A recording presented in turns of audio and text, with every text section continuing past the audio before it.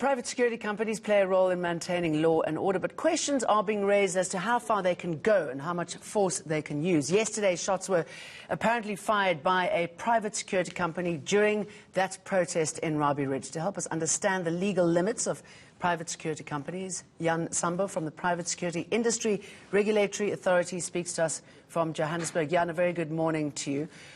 Let's go back to what we saw happening yesterday, the action taken by the private security companies. Was it acceptable? Good morning, Jane. What I may say is the private security industry, it's regulated by the authority, which is SIRA, and the conduct of security service providers are also regulated by the legislation. We've got two legislations, that is the SIRA Act and the Code of Conduct.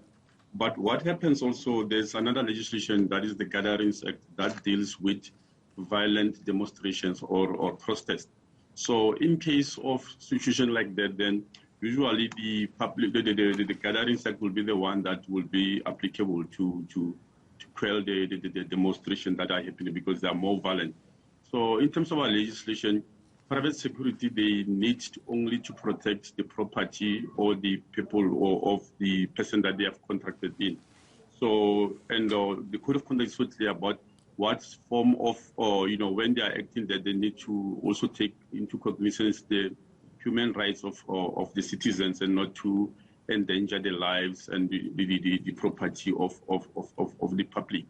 So, okay, so in layman's terms, what does that mean? For example, going back again yesterday, was it acceptable that they used rubber bullets? And how do you determine the level of violence when you can open fire? Okay, Jane, what I may say is currently there's no legislation that deals with private security dealing with what you may call crowd management. So their powers are within protecting the property of the landlord only. So the area where you're dealing with public protest is the domain of the public South African Police Service. So currently our investigators are on the ground investigating the situation that took place in Rabie Ridge and just to check and the extent of the conduct of the private security in service provider that was deployed at that site. Okay, so if it is private property and the security company is protecting that property, are they allowed to open fire? I mean, obviously never in the back, but what course of action can they legally take?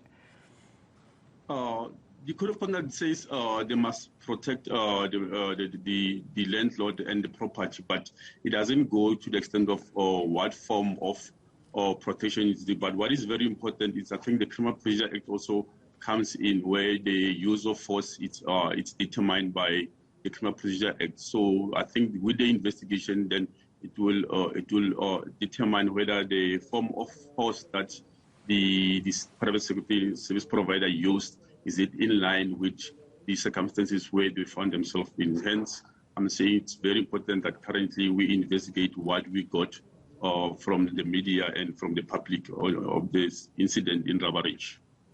What sort of arsenal can private security companies have in this type of incidents? I mean, what can they legally fire at people? And I know you as you said, you've got to determine what's acceptable or not, but what can they use? Can they use tear gas? What else?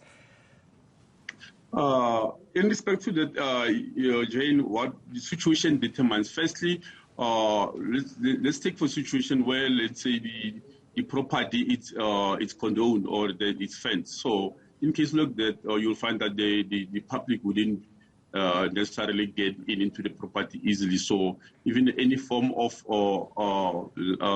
ammunition that is being used, that sometimes it may not be necessary.